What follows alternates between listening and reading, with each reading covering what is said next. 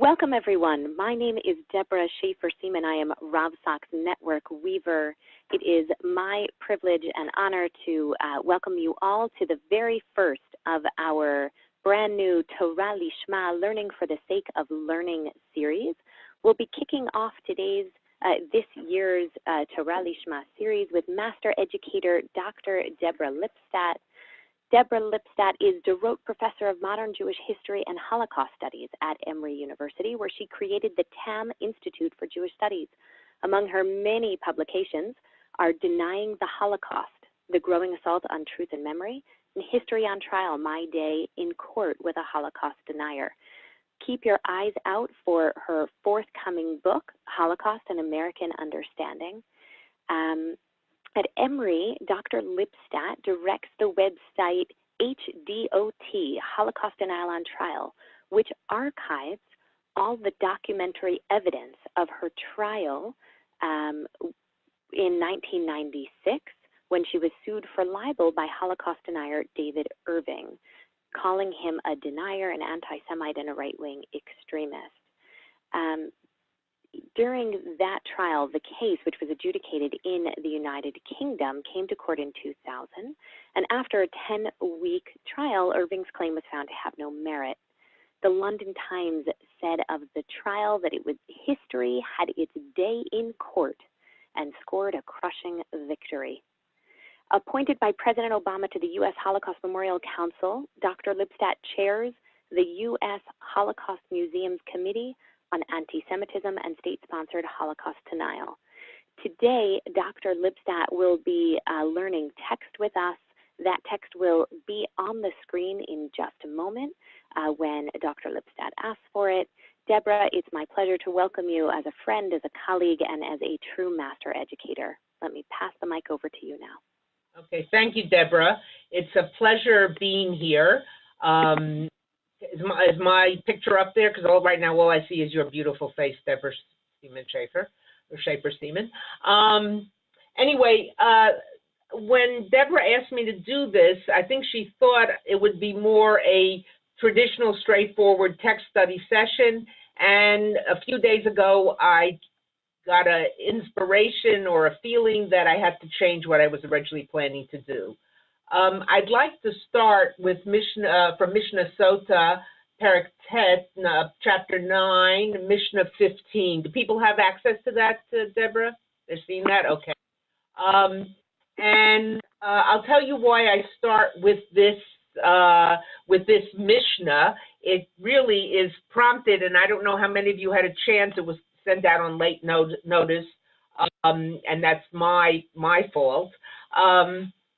The essay by Simon Rabinovich, Israel, the Ever-Dying People. It's a classic essay, and Professor Rabinovich, who actually created the first Jewish Studies department in the United States at Brandeis University, my alma mater, writes in this essay and then expanded in others, and as I say, it's an iconic classic work, that if you track Jewish history from the time of Bayit Sheni, from the Second Temple time, through to the present, and he takes it up through Zionist poets and contemporary writers when he wrote the essay, you'll find that in every age there was a certain pessimism. Whether you're talking about the Mishnah, whether you're talking about the Gemara, whether you're talking about Rambam, whether you're talking about various rabbis in various places, Europe, et cetera, there was a pessimism, that a feeling that we are the final generation. We are the final generation to care about Torah. We are the final generation to study Torah. And he explored why this pessimism. So you have it in the Mishnah we're going to study in a minute, and you have it in contemporary, then pre-state Zionist poets. Who will read my poetry? Who will care about what I have to say? And he looked at this phenomenon, and I want to explore it briefly and then relate it to some of the things that I see happening around us today, and then open it up to a conversation from my perspective, as someone who spends most of her time on campus with students or talking to students or parents of students, et cetera, et cetera. So I'm going to read the Mishnah in English. You have it in both Hebrew and English. You can follow along in the Hebrew. I'll just start in Lichvod HaMishnah. I'll start in Hebrew. Mishemet Rabbi Meir Batlu Moshle Mishalim. Mishemet Ben Azai Batlu Hashachtanim. When Rabbi Meir died, the composers of fables ceased. When Ben Azai died, the diligent students of Torah ceased. When Ben Zoma died, the expounders ceased. Darshanim. When Rabbi Yoshua died, goodness ceased from the world. When Rabban Shimon Gamliel died, locusts came and troubles multiplied. When Rabbi Eliezer ben Azariah died, the sages ceased to be wealthy. When Rabbi Akiva died, the glory of Torah ceased. When Rabbi Hanina ben Dosa died, men of wondrous deeds ceased. When Rabbi Yasak Katnuta died, the pious men Hasidim ceased. And why was his name called Katnuta? Because he was the youngest of the pious men. Katan. When Rabbi Yochanan ben Zakkai died, the splendor of wisdom ceased. When Rabban Gamliel died, the glory of the Torah perished. When the glory of the Torah ceased, and purity and separateness perished. When Rabbi Yishmael, I'm getting it's cut off here. Let me turn to my computer. When Rabbi Ishmael ben Fabi died, the splendor of the priesthood died. When Rabbi died, humility and fear ceased. When Rabbi Pinchas ben Yair says, when the temple was destroyed, scholars and free men were ashamed and covered their heads. Men of wondrous deeds were disregarded, and violent men and big talkers grew powerful. And nobody expounds, nobody seeks, and nobody asks, on whom shall we depend? Upon our Father who art in heaven. And then it goes on in that theme. So what I'd like to do first, I'd like you to take a moment or two. We'll just do this for a moment. And I owe credit for this exercise with one of the great contemporary teachers of text and of Torah, Erica Brown, with whom I study periodically. And I was talking to Erica about doing this, and she said, ask people to go over the Mishnah, spend 2 minutes going over the Mishnah, and write down what is the worst loss recorded in this Mishnah. What do you think the worst loss? What's the greatest loss, the greatest tragedy? And you have multiple tragedies, and it's hard to choose amongst them, but try it.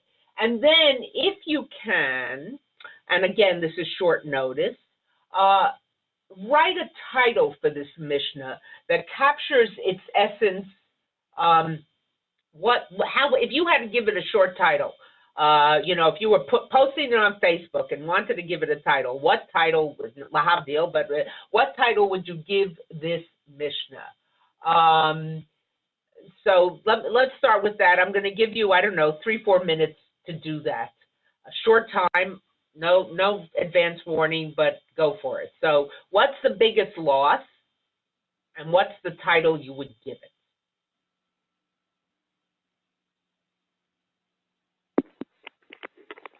Sally, if you'll please scroll up on that screen share so we can see the top half, that would be great.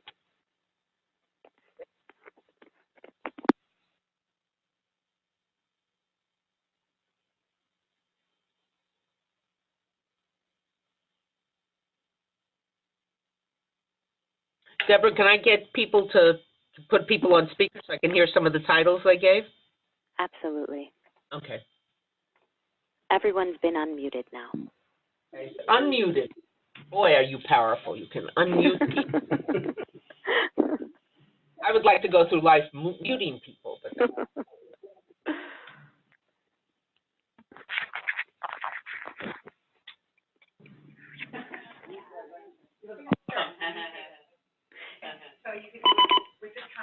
Deborah, we have some schools with full teams in a room, so you're hearing them talking about it.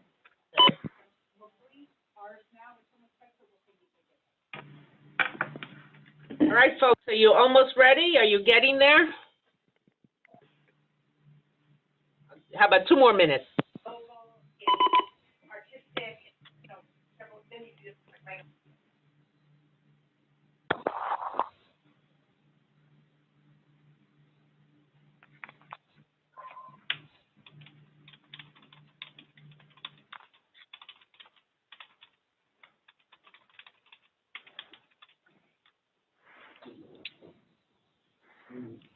I didn't put this on.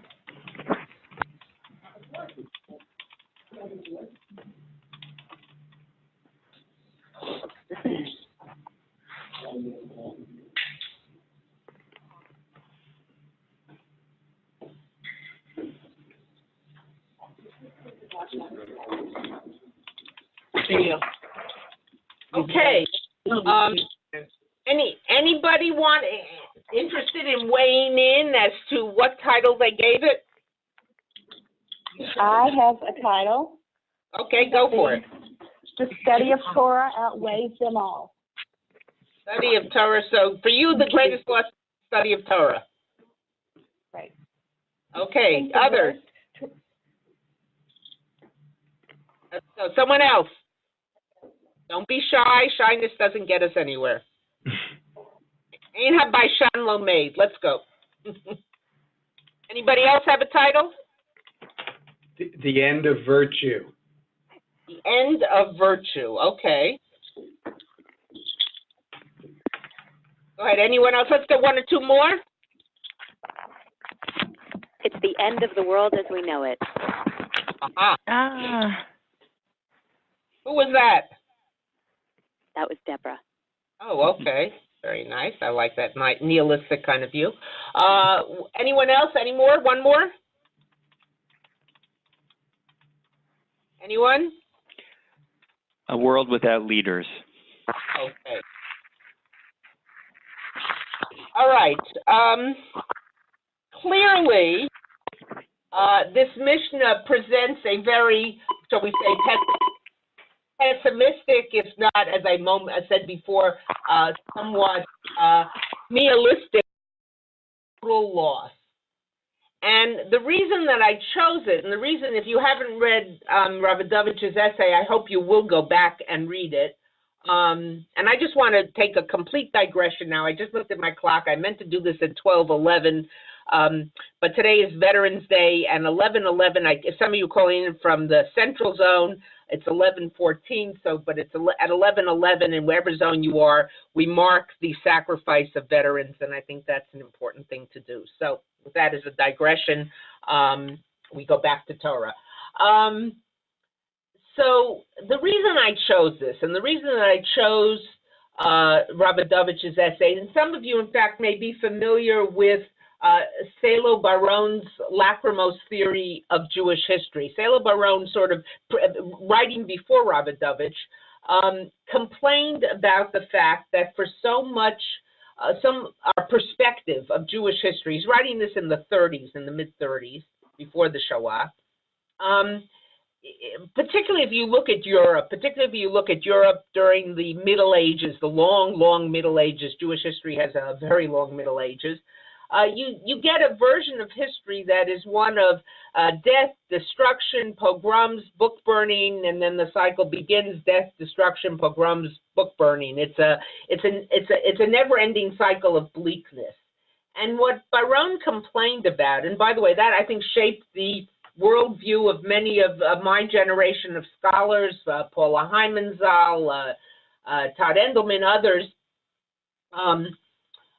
What happens is that you lose sight of the positive things in Jewish life, the accomplishments, the great accomplishments that were made at the same time that Jews were facing those tragedies, and he wasn't denying that those tragedies occurred. But at the same time, you end up losing sight of the good and only seeing the bad. And he called for a different perspective. If you go back to Ravdavich's essay, Ravdavich approaches it a little differently, and he asks, why does this theme of, the world without leaders, the end of virtue, the end of the world as we know it, study of Torah outweighs them all, but this study of Torah, which now has been taken from the world, outweighs them all. Why have Jews so often had this nihilistic view of history, nihilistic view of not only of history, because this isn't really a nihilistic view of history, this is a nihilistic view, a pessimistic view in the extreme of their contemporary situation. Why do we tend always to see the glass as 3/4 empty instead of half full? And I know that doesn't work, but you get my drift. And Ravsak argued that it's in one way, and he was sort of taking almost a psychohistorical perspective on this. It prepares you for the end. You can't be surprised. Nothing can blindside you. If you think it's the worst, on a very light note, and I don't mean to in any way denigrate these concerns, but if you live in a big city, let's say New York as an example, or whatever, Chicago, wherever, and you have perfect public transportation downtown, but you have a meeting downtown, you decide you're going to drive, and you know that if you don't find public parking, going into a garage is going to cost you a lot of money. So all the way down, you're pessimistic, and you think, I was stupid, I should never have taken my car, I should never have done this, and lo and behold, you find a place and you feel great. You're surprised that the worst didn't, or the worst in this case, which of course not compares to the other things, but didn't happen. And if indeed you don't find a place and you have to put it in a garage, you're affirmed. You see, I was right. I was right not to take, I should never have taken the car. I knew it, I knew it, I knew it. You're prepared. You're not surprised. You're not walking into something to be, as I said a moment ago, blindsided. You sort of see that pessimistic view prepares you for any eventuality. That's Ravsak's approach. Now, why do I do this? I want to take off my meager Torah study hat, such as it is, and put on my historian's hat, particularly a historian of the Shoah, a historian, a person who comments a lot and writes a lot and is now writing a book on contemporary anti-Semitism, and put on that hat. First of all, let me say that I in no way denigrate or dismiss the rise of anti-Semitism in recent years. It's happened, it's happening, it's real. Those who say it's not, I think, are wrong. We've seen, working backwards, whether it's the shooting in Copenhagen at a bat mitzvah in February of this past year, or January earlier, of course, the shooting at Hyper Kasher a few days after the Charlie Hebdo massacre, the shooting in the Brussels Art Museum, Ilan Halimi, the shooting at the school in Toulouse, where students and teacher were killed, and one young girl was in fact dragged across the schoolyard by her hair as she tried to escape. Those are the most striking things, but of course there've been others, and we're aware of them. I don't have to go through delineating all of them. There's been a definite rise of anti-Semitism, and there's been a rise in anti-Semitic rhetoric.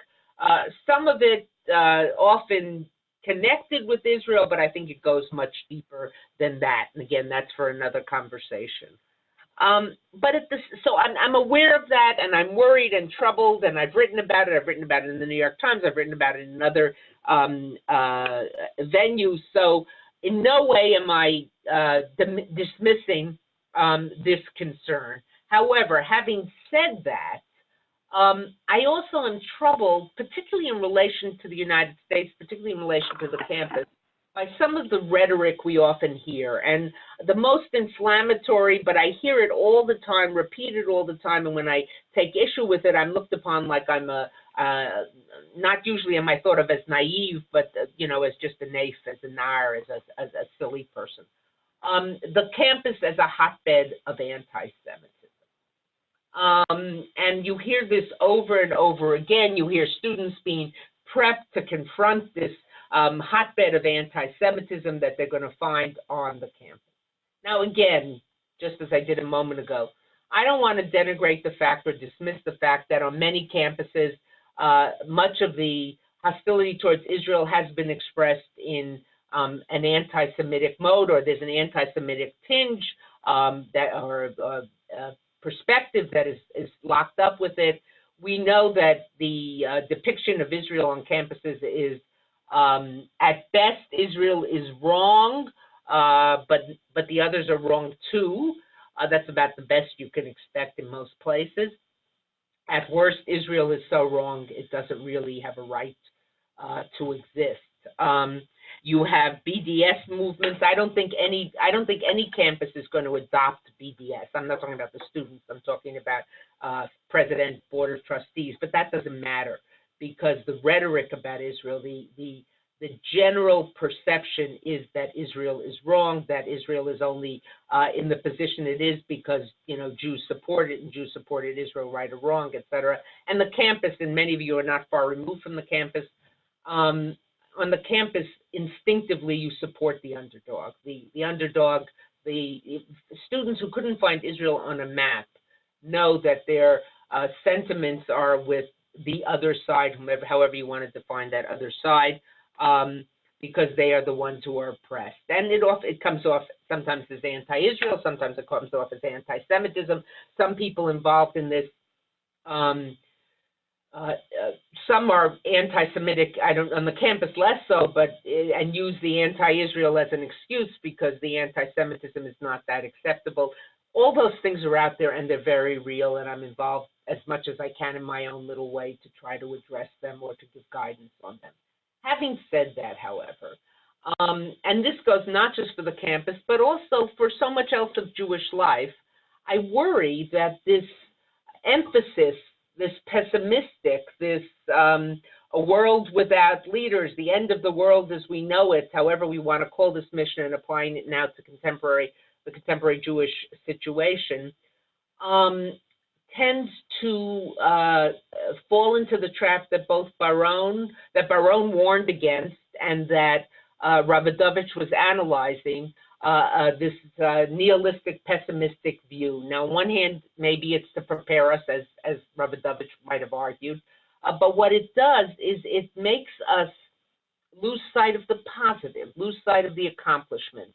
We're talking about the campus, vibrant Jewish studies programs, of which I am a part of one, but there is no major campus, there is no good university in the United States which does not have an active Jewish studies program. And it's not just because, the university figured out this is a good way to get money from Jewish donors, but because they recognize that that is something that a university must have.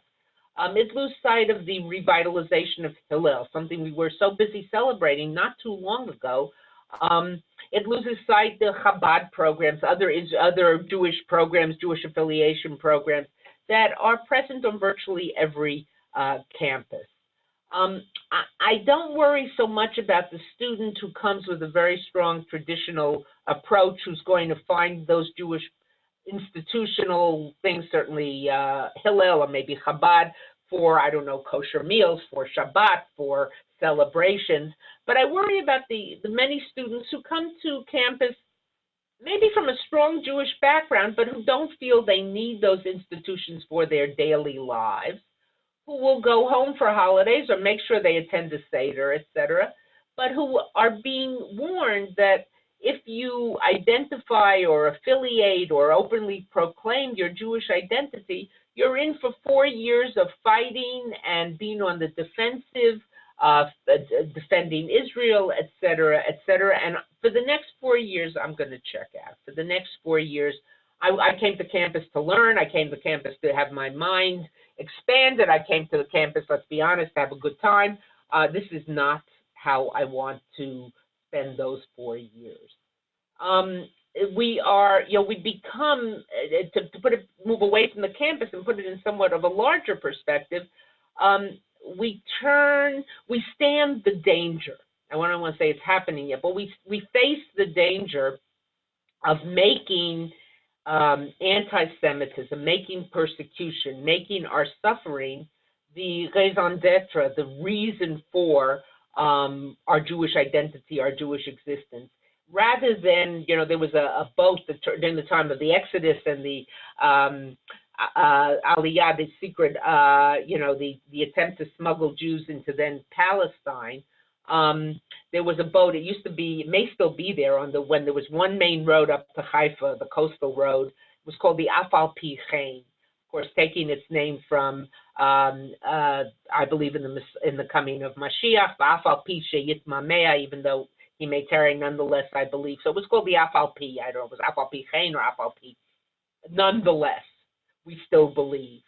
And And my argument would be that that's how we have to approach the troubles we're facing today. That's how we have to approach the challenges we're facing today, not as using them to rally the troops, using them to get people to be more affiliated, using them to get people to identify, because I don't think it works. And at the same time that I'm saying they're real, I'm not denigrating, as I keep protesting maybe too much, with apologies to Shakespeare.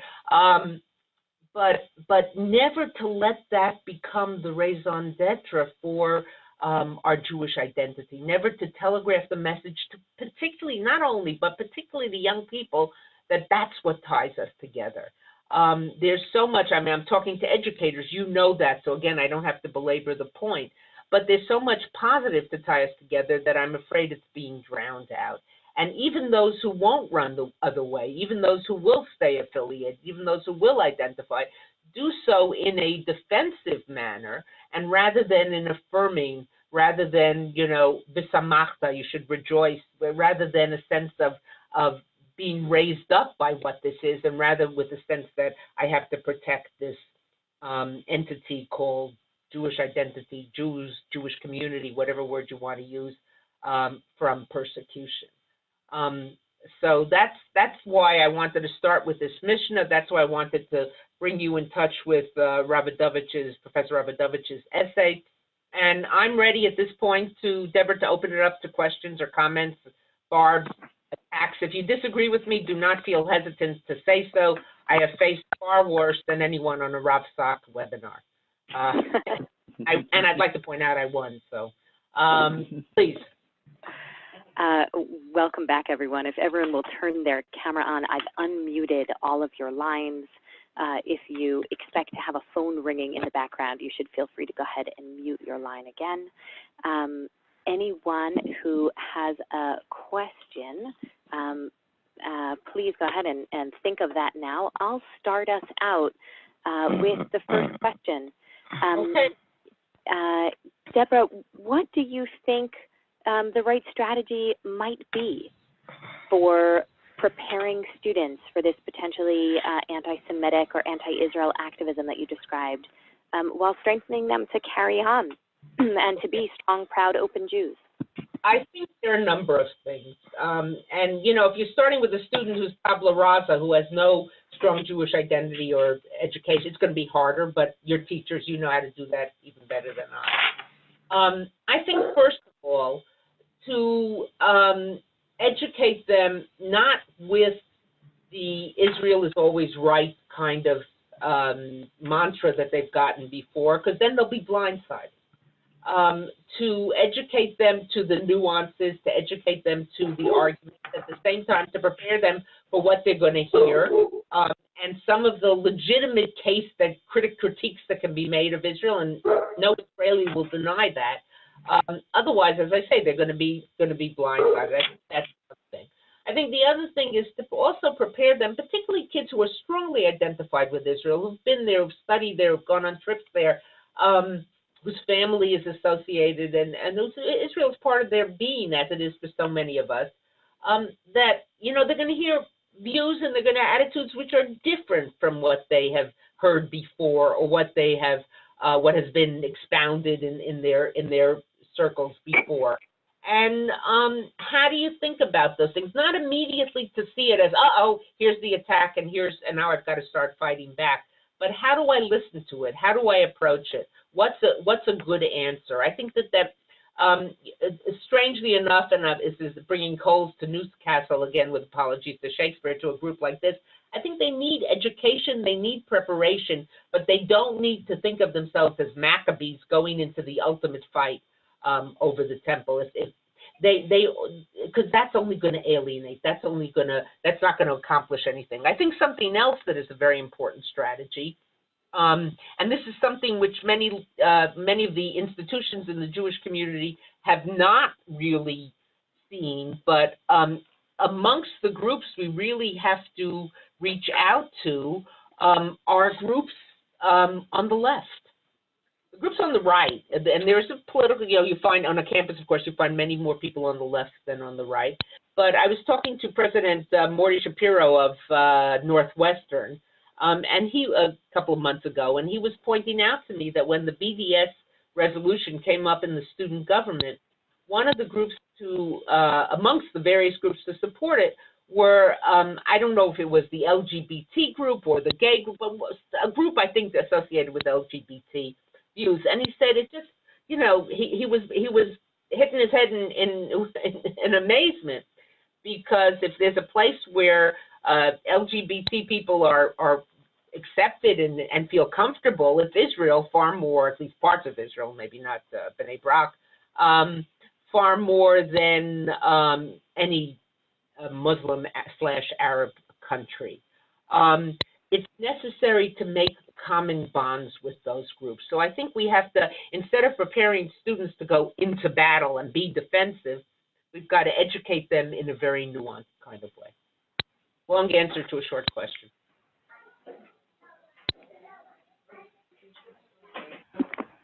Any other thoughts or questions for Dr. Lipstadt?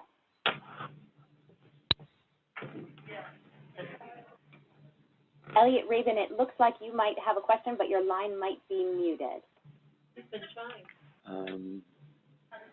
I am here. Well, it's just wonderful to have a chance to learn with you. Certainly, I've followed your career for all these years, and you know, I just wonder what kind of advice you have. You know, I don't know how much encounters you've had with day schools themselves, but it sounds like you've had quite a bit. And I'm wondering, you know, anything that you've noticed in your visits or your discussions with people in day schools that you want to you know, comment on or tell us about. Okay, I'm a product of two very bad day schools, so the fact that I'm sitting here a lover of Torah is probably a tribute to my parents and not to the schools I went to, but that's for me and my shrink. That's a joke. Advice. I just, a few months ago, or even less than that, was in Chicago and had a meeting with, I think it was juniors and seniors from the Ida Crown Academy. So I was speaking for the Chicago Federation, and they asked me to make time before for an hour or so to meet with these students and talk to them exactly about this issue. You know, it's hard for me to give you specifics, do this and don't do that, you know, but I think, again, to go back to what I was saying and answer possibly partially to Deborah's question, we've got to teach them nuance. We've got to teach them, we've got to move them away from and I'm going to use shorthand here, and I hope you all understand why I'm doing so, Israel right or wrong kind of view. I don't mean that their support should be of Israel. If it's wrong, I shouldn't support it, but that Israel has done no wrongs. Because why do I say that? I'm not interested in stressing to them the wrongs that Israel has done. The thing that I'm afraid of is if they, you know, start with the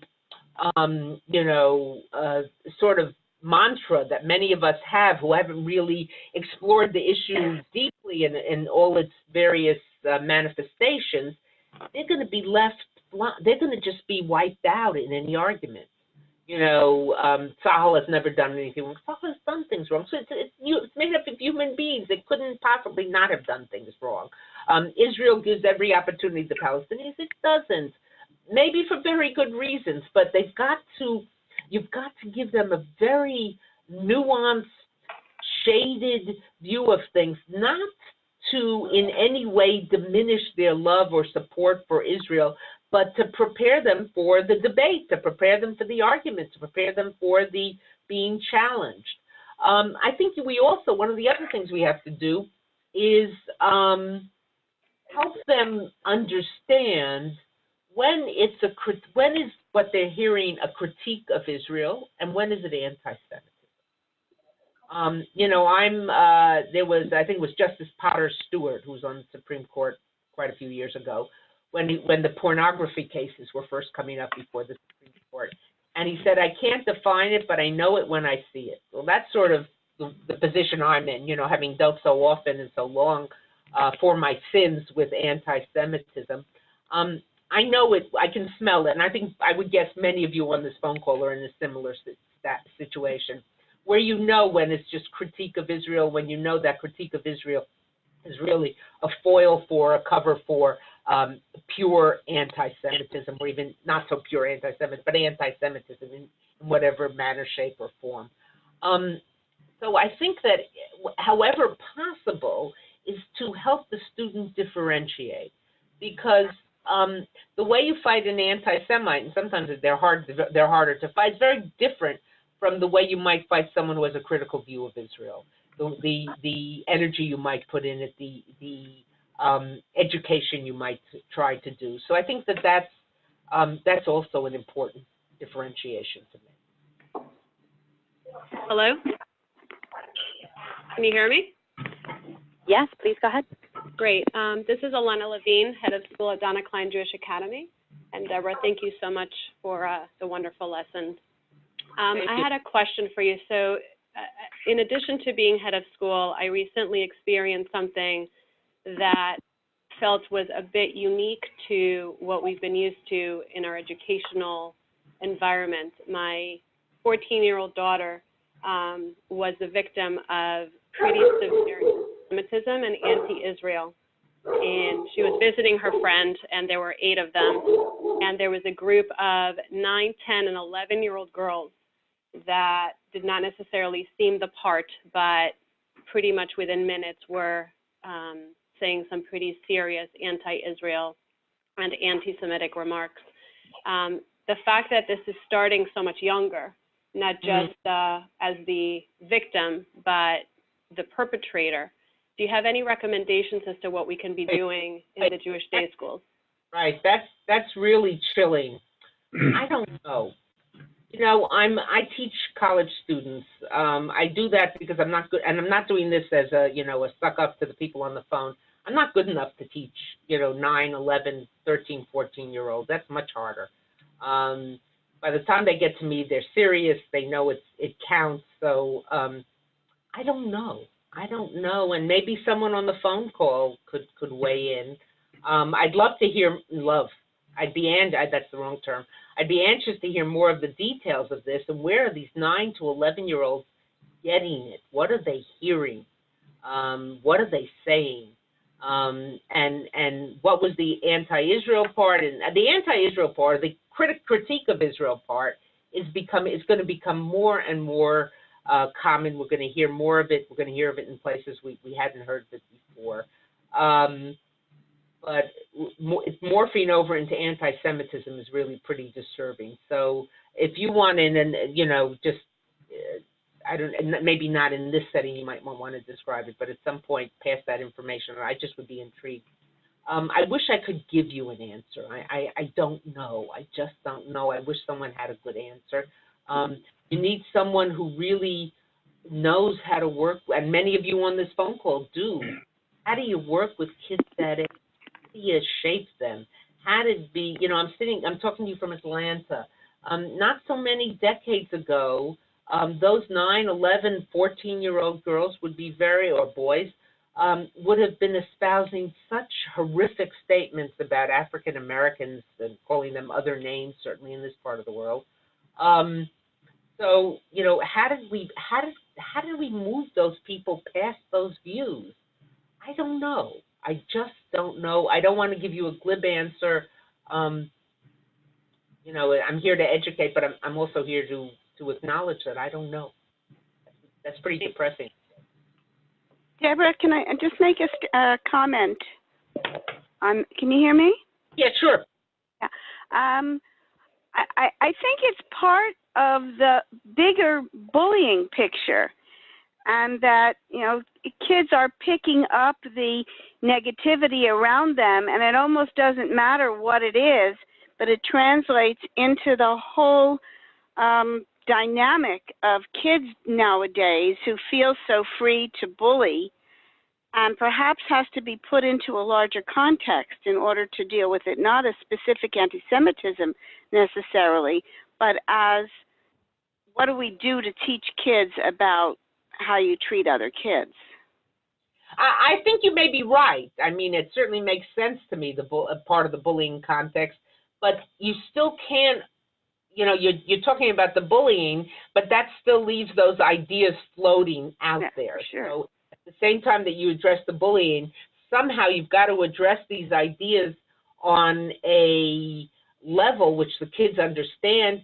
And who I worry about even more than the 9 to 11-year-olds is your 14, not your, but the previous person from Donna Klein, 14-year-old daughter. What message does that give her? That's really,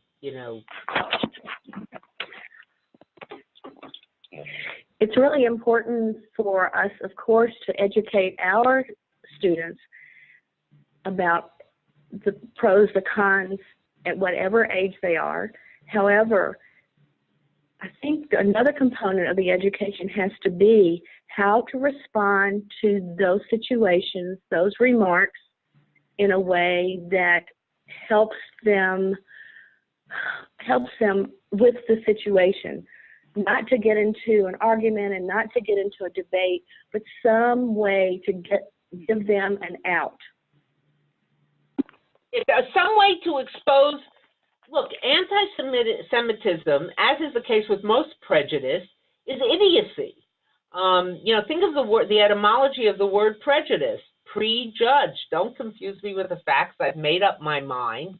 So that's stupid, But you can't just stand there and say that's stupid, So the question is, how do they respond? And this is true not just for 9, 11, 14 college students. This is true for all of us who address anti-Semitism. How do we respond without building up the anti-Semite? How do we, you could think of anti-Semites as once a Holocaust denier, a particular Holocaust denier, one of whom I've had a little run-in with, was described to me. But you could say this about anti-Semites. They're like, I'm going to use graphic language, and I apologize, but I think it's necessary for this in this case. You think of them like the shit you step in on the street. It has no intrinsic importance unless you fail to clean it off your feet, and you bring it into the house, and you get it into the carpet, and you walk on it, then you have problems. The conundrum we face is, how do you fight the anti-Semite? Here I include those people who are anti-Israel, but which is a foil for their anti-Semitism, or their anti-Israelism morphs over into anti-Semitism. How do you fight them without elevating them in importance? How do you fight, whether it's those little girls or much older folks, how do you address those people without giving them undue credence and undue status? And it's a tricky thing. It's a very tricky thing. It's a difficult thing. I struggle with it all the time. How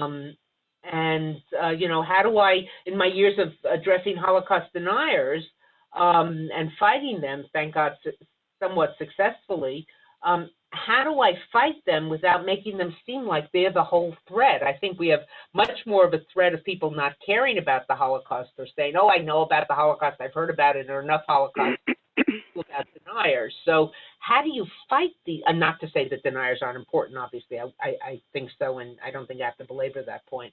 But how do you fight them without giving them what they want, which is credence? I don't have an answer. I do it, point by point, issue by issue, but I think it's something also to think about as those of you who are principals, those heads of school, as teachers, as you begin to struggle with your colleagues, with those who teach for you, etc. Think about this issue. I know I'm not giving you answers, but if I give you questions that inform how you think about this, I know Hanukkah's coming up, but I would say Dayenu, it would be sufficient for me.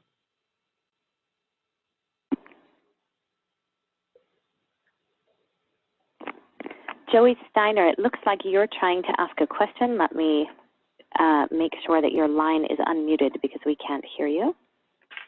Thanks. Okay, Joey? Hear me now?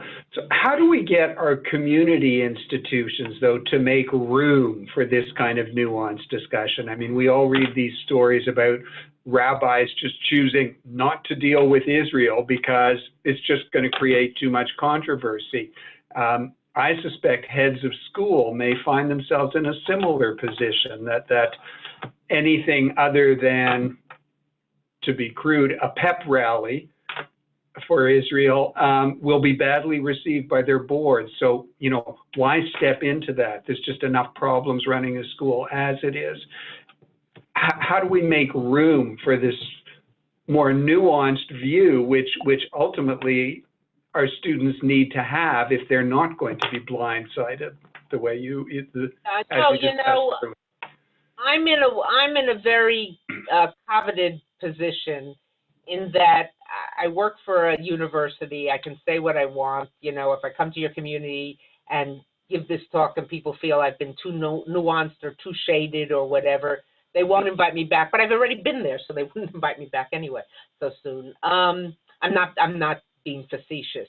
I recognize that it's much easier for me to say these things than it is for the rabbi who has a donor to a, you know, absolute Israel right or wrong organization, institution sitting there, and the minute the rabbi or the head of school starts talking in a nuanced way, they're going to be, you know, what are you doing? You're implanting doubts. People didn't come to shul or come to school or come to the assembly to have doubts planted in them.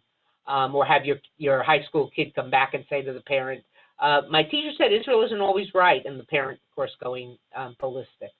I think the message we have to give is that preparing them for the campus is not, it's got to be done in a way that not only protects them from assault, but is also going to achieve things. Because, you know, if we send them out there, you know, as one group wanted to call them Maccabees to fight this and whatever, they're either going to end up in a defensive crouch, or they're going to end up feeling, well, I've been given the wrong information and I'm left exposed. But I'm sort of skirting your question. I think I'm guessing, suggesting that maybe the place to start is by talking to the leadership and saying, look, if we're going to prepare the kids, we've got to prepare them in a nuanced way so that they're not, you know, if we send them out there with the right, or, you know, Israel's always right kind of position, or without really being prepared for this, they're going to be left exposed and they're going to be left undefended. Maybe that's the way to start. If I were a congregational rabbi, I don't know what I would hope that I would have the nerve to say to my congregants, or if I was a principal or a head of school, I would really hope that I would have the nerve and the wherewithal to say what I've said to you. I know this all may be very frustrating because I'm not giving you easy answers, but folks, there are no easy answers. There are no easy answers for those of us in the more rarefied academic world, and there are even fewer easy answers for those of you out there in the real world, as I like to call it. I apologize, but I don't have them. Anybody, in fact, let me say something else before I become too self-effacing, which is not usually my wont. Anybody out there who gives you the easy answers, we just must do this, that, and the other, run for the exits because they're wrong. Deborah? They're wrong. They're wrong. If anybody with simple, easy answers to this, I don't think they're. I can't imagine how they're right, because if it was so simple and so easy, we would have figured it out already. Deborah, I'll layer on your comment to remind all of us, this is a Torah Lishma session. We're here to learn for the sake of learning, not to walk away with all the answers, but to walk away with some deeper Torah and some questions to ask. If I can layer on one more thought to bring your expertise to the conversation. And come out of that place of the text of the Mishnah that you started us in. Do you think, or can you have many, many years of experience in this field? Have you come across people in the Torah world, in the Jewish world, or in the broader community who you think, wow, that person, that curriculum, that book is truly an example of the kind of empathy and moral behavior that we're looking for whether it's for the young students, for the high schoolers, for the college students, or just for the world? What are some examples that you can think of that shed some light on this conversation from a different angle? Well, I hope I'm writing a book right now, which I hope will do that. It's a book which addresses contemporary anti-Semitism, and actually the way it's framed at the moment. I don't know how it'll be framed by the time I finish it, but the way it's framed, a little bit with apologies or with acknowledgement of Tahishi Coates' wonderful book, which is it's letters. It's letters to a student about to set off for college, and it's talking about contemporary issues. Cover sort of a year, starting with Gaza and then take it through to the present, and using it as a way of addressing anti-Semitism, addressing attitudes towards Israel, addressing increased intolerance in the world. So I don't know, maybe I'm not mentioning other people's books, because if I knew other books that would do this for them, I would certainly say it in a minute. But nothing really comes to mind, sadly enough. And if something does, I'll shoot it over to you and you can share it with the RAVSAK people. But I don't know, maybe someone out there has something they've read that was really sort of nailed the issue for them. But I think we're playing catch up here. We're playing catch up because we had a lot of really good years. We had a lot of years of bisamachta, of rejoicing in new institutions, in new schools, in new Hillel houses, in new Jewish studies programs, in people coming wanting to be teachers, and suddenly in the past, I don't know, 14, 16 months, we have felt much more under siege. And we could have seen it coming, but we didn't. And maybe our luck is that we were slow on the uptake, but now we'll be better at it. But I'm not normally a pessimistic person, and I don't want to be pessimistic. I love my Jewish identity. I love being Jewish. I think we're all nuts. I think we're crazy. I think we're neurotic. All those things, But I love it. It's who I am. It's I don't want to. It's as much who I am as I'm a woman. I'm a redhead. That's all who I am. But I don't. I would really be sad if for a generation, particularly of younger Jews, those who, and I know our time is just about up, I've got to run to teach. So maybe to close with this, for a generation of the young people who eventually I will face, some of whom I will see in a classroom, but whom you are entrusted with educating, that pessimism, that they feel that now that Rabbi Meir has died, and now that Ben Zoma and Rabbi Yoshua, that all these good things have gone. They haven't gone. Maybe we don't have them in the same way that at the time of the Mishnah they were, but we have them, and we have to treasure them and nurture them, even while we fight those who would do us wrong. And we must never make the fight against those who do us wrong something much better and much more precious to. Deborah? Yes. Hi, this is Semi Lontak from Dana Klein. And first, thank you so much for this amazing opportunity to study together.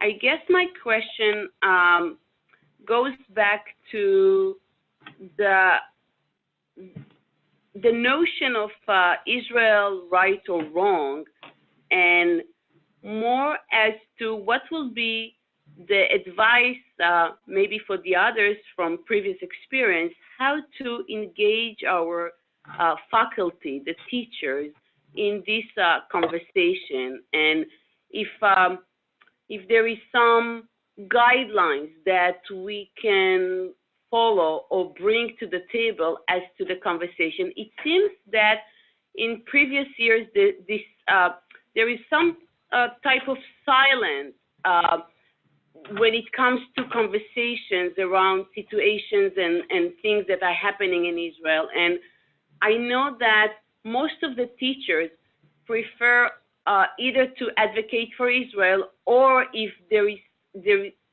if they want to bring something else to the table, they prefer to stay silent. I'm not saying when I talk about the Israel right or wrong, the chas v'chalila, God forbid that I should say I'm not advocating for Israel. I fully feel like I am advocating for Israel, but I think just like I would never say about anyone they've never done anything wrong. They're perfect. They walk on water. You know, we had someone who walked on water, or said he walked on water. You know, I would never say that, and I think that there's a maturity that's needed to say, look, of course Israel has made mistakes. Of course there are things it's done wrong. But let's look at a global picture. Let's look at who hasn't done things wrong. Let's address it. Let's look at it. So I know I'm saying that from the comfort of not being paid by my school and not being paid by my synagogue, but owing my job to no one. I've got tenure, et cetera, et cetera. But that's what I'm talking about. So maybe this is a good point to end on, because I do have to go teach.